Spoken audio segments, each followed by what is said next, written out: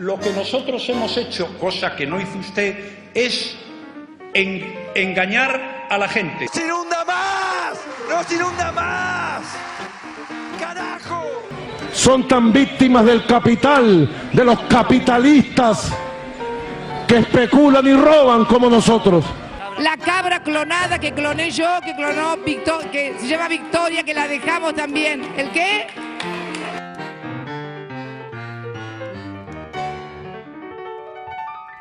Buenos días a todos y todas, gracias por acompañarnos una vez más en un nuevo capítulo del podcast Cambalache. En este capítulo, como podrán ver en el título, vamos a tratar sobre las características del federalismo argentino. Vamos a ver su influencia en el diseño de las políticas públicas, en la forma de hacer política y en la distribución de los ingresos y los gastos del Estado Nacional. Para esto contamos con la presencia de Germán Lodola. Germán, no sé si querés presentarte. Hola, ¿qué tal? Buenas tardes a todos y todas, ¿cómo están? Mi nombre es Germán Lodola, yo soy politólogo graduado de la Universidad de Buenos Aires, por allá por los 90, y después me fui a estudiar a Estados Unidos, donde hice mi doctorado, y trabajé en temas gobernadores en algunos países de la región, y soy investigador de CONICET y doy clases en la Universidad Torcuato Di Tella. Bueno, la primera pregunta que querríamos hacerte es con respecto a lo que muchos autores hablan como un federalismo robusto en Argentina. Queremos consultarte si crees que la estructura del federalismo argentino de alguna manera afecta la capacidad que tienen los actores para modificar el status quo, si crees que es posible que desde esta situación de federalismo robusto surja un sesgo conservador en las políticas públicas, y por último, si crees que esto influye en la manera de hacer política en el sentido de si crees que hace necesario que el partido presidencial tienda a utilizar mucho más PORC para llevar a cabo. Bueno, por ahí primero una breve introducción, ¿no? Sobre qué tipos de federalismo hay, por lo menos en América Latina. En América Latina hay 4 países federales: Argentina, México, Brasil y Venezuela. Y hay algunos otros países que no son federales, pero que tienen un ordenamiento territorial parecido al federalismo, donde se les da autonomía, digamos así, o cierta autonomía a las provincias. En algunos países se llaman estados, como en Brasil, o en otros países no federales, pero donde los departamentos tienen mucha autonomía, como Colombia. La particularidad del caso argentino, dentro de estos federalismos regionales, que como ustedes podrán anticipar, es el caso de todos los países grandes, ¿no? Los países grandes de la región son países federales, medianamente grandes, como Colombia. El caso argentino es particular porque el ordenamiento político del territorio le da a las provincias un considerable nivel de autonomía política, ¿no? Uno puede decir que el federalismo son diferentes cosas. Hay un federalismo político que tiene que ver con cómo las provincias deciden respecto de la elección de sus autoridades y qué mecanismos y reglas democráticas utilizan para hacerlo. Pero también hay otro federalismo, el federalismo es el federalismo económico, y un tercer nivel que es el federalismo administrativo. Argentina tiene la particularidad de que en términos políticos las provincias son notablemente autónomas, ¿no? Y esto deviene del hecho de que las provincias en el ordenamiento político argentino son anteriores, preexistentes a la nación, ¿no? La nación es una conformación, una federación de provincias preexistentes. Entonces, las provincias tienen mucha autonomía. No solo eligen sus gobernantes, que también lo hacen en Colombia, en Brasil, en Venezuela y en México, sino que las provincias de Argentina, primero, determinan cómo se organizan territorialmente, ¿no? Es decir, en Argentina hay provincias que tienen municipios, hay provincias que tienen departamentos, hay provincias que tienen comunas, hay provincias que tienen 2 cosas. No hay un tercer nivel de gobierno homogéneo, digamos así. No son las municipalidades en Brasil o los municipios en México, ¿no? Sino que cada provincia determina el ordenamiento territorial y por lo tanto también determina la autonomía que tienen esos municipios. que en líneas generales, salvo algunas provincias como Buenos Aires, Córdoba, no tienden a ser muy independientes, por lo menos económicamente, esos municipios. Y en segundo lugar, las provincias argentinas son políticamente autónomas, no solo porque determinan su ordenamiento, digamos así, territorial, sino también sus propios sistemas electorales. O sea, las provincias argentinas tienen autonomía para determinar cómo se eligen representantes provinciales y municipales en sus respectivos distritos. ¿Y por qué esto es importante? Bueno, porque lo que ha sucedido de 1983 a esta parte, en momentos de manera más intensa que en otros, en los 90 sobre todo de manera muy intensa, es que las provincias han ajustado, digamos así, sus sistemas electorales, beneficiando en la mayoría de los casos al partido oficialista, ¿no? Y hay varios estudios en la ciencia política argentina sobre cómo hay, digamos así, un premio extra en términos de representación política para los partidos del oficialismo. En tercer lugar, son los partidos políticos a nivel provincial. Hoy, por ahí no hablamos tanto de partidos políticos como hablábamos hace 20 años el radicalismo, el peronismo, más frentes electorales tal vez, ¿no? Pero en todo caso, los frentes electorales o los partidos políticos a nivel provincial determinan cómo eligen y cómo nominan candidatos, cómo distribuyen los candidatos en las listas, de forma tal que estas tres características, ¿no? Ordenamiento territorial, independencia sobre el establecimiento del sistema electoral y control, digamos así, de la estructura partidaria, lo hace, como ustedes verán, un federalismo donde las provincias importan mucho, ¿no? Porque son políticamente muy autónomas. Por lo tanto, digamos, completo, ¿no? Si a esto le agregamos otro rasgo institucional de Argentina, que es el tipo de sistema electoral que tenemos, ¿no? Listas cerradas, esto significa que hay que armar una lista y hay que ordenar a los candidatos en esa lista, ¿no? Y típicamente esta es la tarea que desempeñan los líderes políticos provinciales, ¿no? Los gobernadores, en el caso de los partidos oficialistas, ¿no? Por lo tanto, digamos, diría dos cosas: las provincias son políticamente muy autónomas y los gobernadores son políticamente poderosos, ¿no? Por eso son generalmente aspirantes, digamos así, a la presidencia, y salvo las excepciones, digamos, entre ellas las de Alberto Fernández, los presidentes argentinos de la democracia para acá han tendido a ser gobernadores, ¿no? Tomando esto último que decías, decís en uno de tus artículos que a pesar de que las estructuras federales de Brasil y Argentina son un tanto análogas, existen, digamos, diferencias importantes en cuanto a la forma que se estructura el sistema.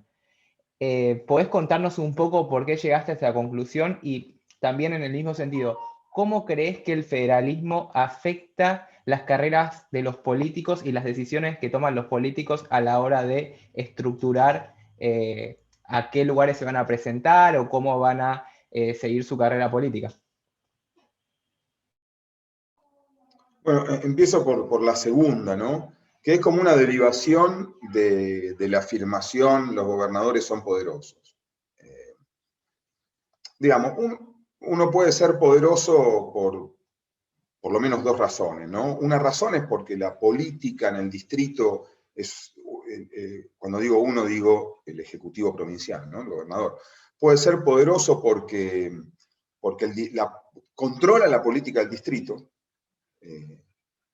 ¿Y qué significa controlar la política del distrito? Bueno, que hay características del ordenamiento político y de las reglas de juego que centralizan poder en el gobernador, ¿no?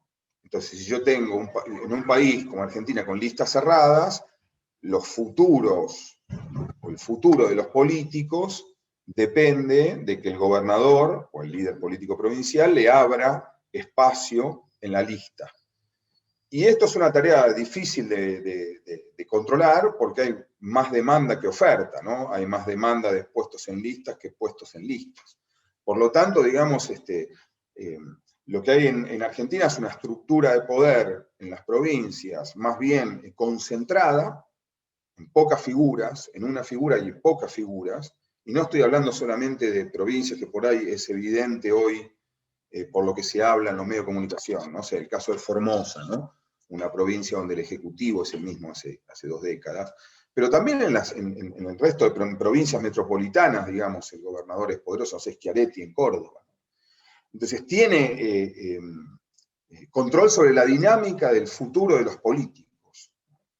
Y en Argentina, tanto las carreras de los políticos cuanto de los burócratas o de los funcionarios de carrera están orientadas a la política, por lo tanto son muy dependientes de las estructuras político-provinciales, ¿no? Controlan, digamos así, carreras políticas y el futuro, y tienen injerencia sobre el armado, ¿no? Sobre la determinación de la construcción política en las provincias, y esto lo vamos a ver en todos lados, ¿no?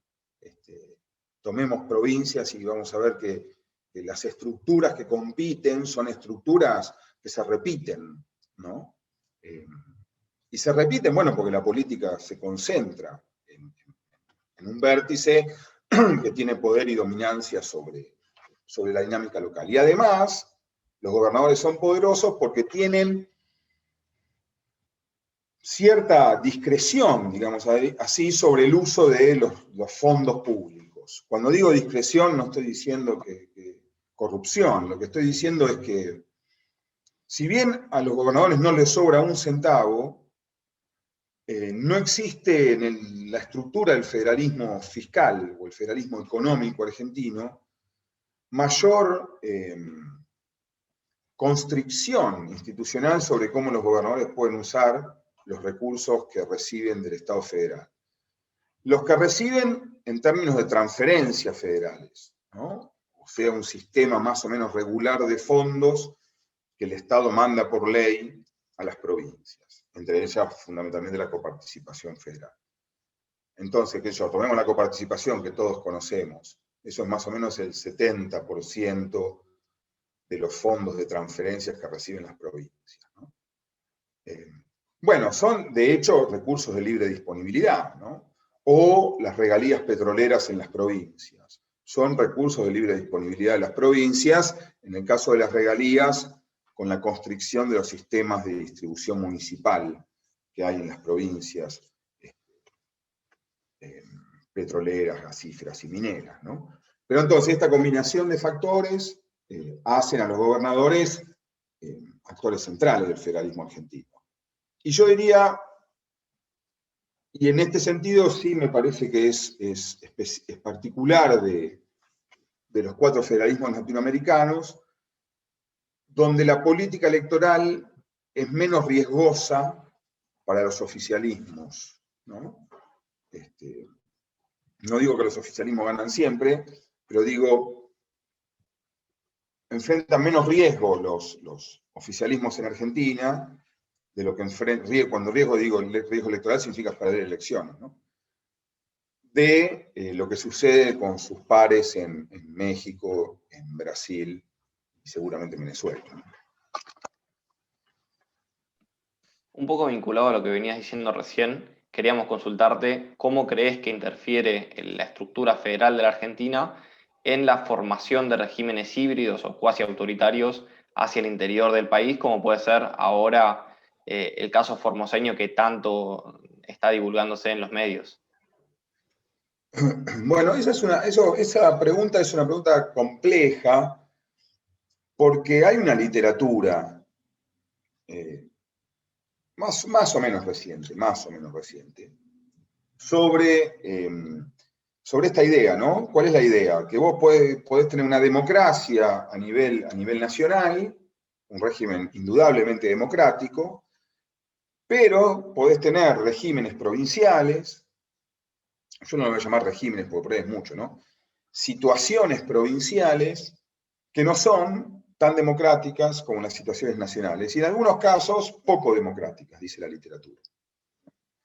Entonces, qué sé yo, hay ejemplos, no sé, Oaxaca en México, Santiago del Estero en su momento en Argentina, hoy podríamos incluir, según esa literatura, a Formosa, etc. Y hay representantes, colegas locales, reconocidos que trabajan dentro de esta literatura, ¿no? O sea, es una literatura que me genera interés, pero tengo algunos distanciamientos, ¿no? Con la idea de los regímenes híbridos o los autoritarismos competitivos. De hecho, los nombres han ido cambiando en los últimos 10 años.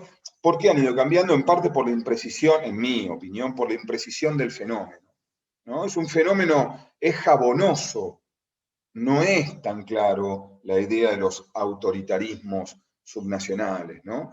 Es jabonoso, y es jabonoso por lo que yo decía antes. Porque las dinámicas políticas locales son dinámicas políticas de élites, ¿no? Pero también lo es en Brasil, ¿no? También lo es en México. En Brasil, el Sao Paulo ha sido gobernado desde de los últimos 28 años por el PSDB. Y nadie diría que Sao Paulo es un régimen autoritario.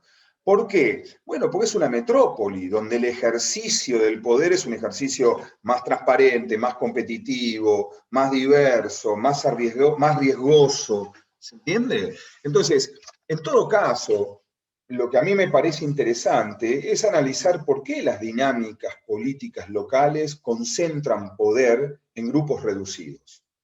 El caso de Formosa es un caso muy interesante, no solo porque, y yo lo he estudiado, no he escrito sobre Formosa, pero fue uno de los casos de mi tesis, y viví 6 meses en Formosa en el año 2006. Y nunca escribí sobre el caso formoseño porque me resultaba difícil escribir sobre el caso formoseño, ¿no? Pero la particularidad, diría, de Formosa respecto de otros casos que pueden parecer, o que pueden ser parecidos de familia, voy a citar por ahí el más evidente, Santa Cruz, con los Kirchner, difieren en algo que es muy singular del caso formoseño, y es que en Formosa no hay interna. O sea, en Formosa se canceló la interna. Néstor Kirchner, en Santa Cruz, le costaba muchísimo ganar elecciones de gobernador y en Río Gallegos. ¿Y por qué le costaba mucho? Porque el radicalismo lo dominaba el peronismo electoralmente. Le costaba mucho porque había competencia, pero la competencia era interna, por eso tenía ley de lemas. ¿Se entiende lo que quiero decir? Entonces, hay una imprecisión en esa literatura. Digamos, llamamos regímenes autoritarios aquellos donde se concentra el poder. Bueno, yo diría casi todas las provincias argentinas, con algunas excepciones, Mendoza, Santa Fe, y me quedé ahí, no tienen reelección. Las demás provincias, la política es muy de elites que se repite, ¿no? En el caso de Formosa, insisto, lo singular, y daría para una charla en sí misma, es que Gildo Infran y Floro Bogado, que es el vicegobernador de Gildo Infran, han logrado neutralizar la interna a nivel, si ustedes quieren, gobernador. ¿Sí? Han eliminado esa posibilidad. Y eso es lo que explica la longevidad en el poder, ¿eh? No que gane elecciones autoritariamente al radicalismo. De hecho, el peronismo ha perdido en una ocasión la ciudad de Formosa, a manos de un radical llamado Hernández. Entonces, tengo ese problema con la literatura. Y el segundo problema que tengo con la literatura es, bueno, ¿y entonces qué hacemos, no? Asumamos que tenemos algunos regímenes con problemas, ¿no? Y asumamos, para poner el caso de Formosa y discutir, ¿no? Que el caso de Formosa es un problema. Bueno, ¿cuál es la solución? ¿Cuál es la solución dentro de un Estado democrático de derecho, ¿no? La intervención. Bueno, hay ejemplos de intervención en Argentina, ¿no? Ha habido 6 casos de intervenciones desde 1983, en 4 provincias. Y yo diría, en 2 casos la intervención fue justificada, si por justificada entendemos que la situación en la provincia estaba completamente fuera de control. Catamarca con María Soledad Morales, y los 2 casos de Santiago del Estero, ¿no? Santiago del Estero de Juárez y el Santiago del Estero del crimen de la dársena. En esos 3 casos había implicancia del poder en un crimen, ocultamiento por parte de los sistemas, y no más, porque los otros 3 casos son por conflictos internos del peronismo, ¿no? Y por un error de la Rúa de intervenir Corrientes por una protesta, digamos, una intervención que duró 24 horas. Entonces, la respuesta que la literatura no nos sugiere una respuesta, no nos dice una respuesta, pero sugiere que la respuesta es, y a mí me queda punto suspensivo, ¿no? Entonces, me parece que es mejor entender esta situación desde las particularidades locales y sí promover, ¿no?, la competencia dentro de esas provincias. Pero bueno, entonces sería más cauto, digamos, a la hora de señalizar, ¿no?, tan claramente los casos. Yendo un poco más a la actualidad, quizás, ¿cómo considerás o cómo evaluás la transferencia de fondos que le hizo Macri al gobierno de la ciudad y, digamos, el recorte que hizo ahora Alberto Fernández a Larreta? ¿Crees que en alguna medida está muy sobredimensionado por los medios o que los medios juegan un rol muy importante en la percepción que tiene la gente de esto? Bueno, está buena la pregunta, porque, a ver, yo voy a dar una opinión que también es una opinión, no le esquivo, ¿no? Una opinión partidaria. Partidaria no desde mi militancia, porque no tengo, pero sí partidaria desde la lectura, ¿no? Que es la siguiente. A ver, ¿qué hizo Macri? La ciudad de Buenos Aires toma, digamos así, el control de la policía, ¿no? Todos sabemos, en Argentina hay 3 servicios que son provinciales: la salud, la educación y la seguridad. Entonces, la seguridad la ciudad de Buenos Aires no la tenía, porque era la Policía Federal, digamos, cumplía el rol de la policía de la ciudad, ¿no? Se creó la policía de la ciudad, pero era se mantenía con fondos federales en una negociación política. La ciudad se le transfiere, digamos así, el servicio de seguridad y por lo tanto se le transfieren recursos para cubrir, ¿no?, los costos de la policía de la ciudad. Yo no me acuerdo los números, algo entre 1.3 y 1.6 puntos de coparticipación. No quiero entrar en la coparticipación, ¿no?, pero básicamente hay un amplio espectro de productos en Argentina que pagan impuestos denominados coparticipables. ¿Qué significa? Que el pedacito del impuesto que es coparticipable cuando uno compra un paquete de cigarrillos, va a una masa de recursos, a una cuenta del Banco Nación de la coparticipación federal. De esa cuenta, o de ese volumen de recursos, por distintas situaciones, un pedazo de esos recursos, hoy aproximadamente el 34%, va al gobierno nacional. Y el resto va a los gobiernos provinciales. Eso se llama la coparticipación primaria. Y luego hay coeficientes establecidos por ley que todo el volumen, digamos así, de recursos que les va a las provincias se distribuye en cada una de las provincias según esos coeficientes. ¿Qué hizo Macri? Se le giró de los fondos de la nación, de la coparticipación, o sea, del volumen de fondos que se queda a la nación le transfirió lo que la ciudad le pidió, no recuerdo, 1.3, 1.6, para cubrir la policía. Pero además, a través de un decreto, Macri le sobregira a la ciudad, sin ningún tipo de justificación muy clara, duplica prácticamente lo que le correspondía, ¿sí? ¿A quién se lo saca Macri ese 0.6, 0.7 de más que le da al distrito de la Ciudad de Buenos Aires? A nadie, a la nación. No es que se lo saca a unas provincias, no lo podría haber hecho, o sea, Macri no podría haber metido la mano en los recursos coparticipables que ya van a las provincias. Entonces, esa masa no la toca. La nación dice, dejo de percibir este dinero con el que hacía cosas, ¿no? No sé, por ejemplo, hospitales en el conurbano, para decir a propósito, ¿no?, el argumento del Frente de Todos, ¿no? Por ejemplo, con ese 1.6, yo puedo hacer hospitales en la provincia de Buenos Aires. ¿Qué hace? Naturalmente, a ver, ¿cuál es la explicación? No hay una explicación técnica de este sobregiro, amigues. Si la explicación es estrictamente política. O sea, Macri gira. Es decir, el PRO no puede perder la ciudad de Buenos Aires, digamos. La ciudad de Buenos Aires es el bastión electoral del PRO. Es la ciudad más rica de la República, que en un federalismo como el argentino, que es redistributivo, por supuesto que pone más de lo que se lleva.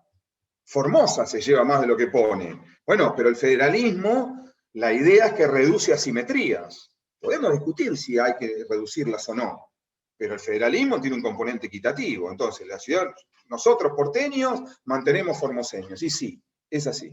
Y riojanos, y es así.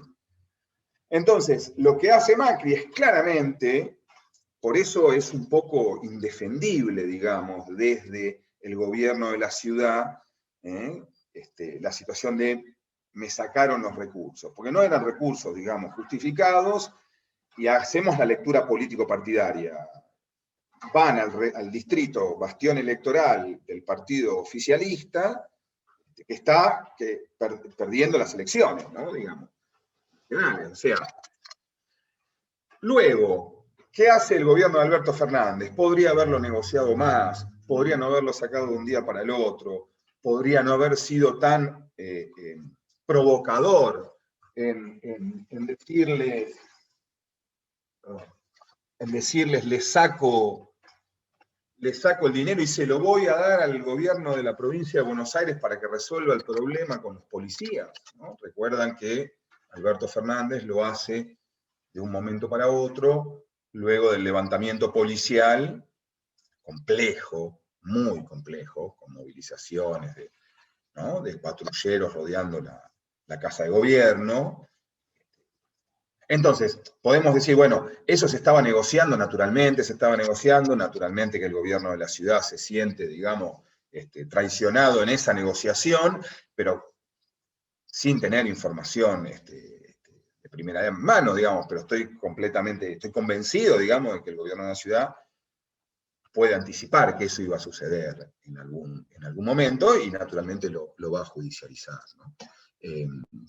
Entonces, yo creo que la lectura que hay que hacer de por qué se lo da Macri, por qué se lo quita Alberto Fernández es partidaria en ambos casos, ¿no? ¿Se entiende lo que quiero decir, ¿no? En ambos casos es partidaria. Entonces, y ambos son por decreto. Decreto nuevo mata decreto viejo. Es así. Bueno, muchas gracias, Germán, por todas tus respuestas y gracias a todos por escucharnos durante este tiempo. Un saludo, gracias a ustedes por la charla. Si te gustó el video, dale like, compartilo y muchas gracias por escuchar Cambalache Podcast.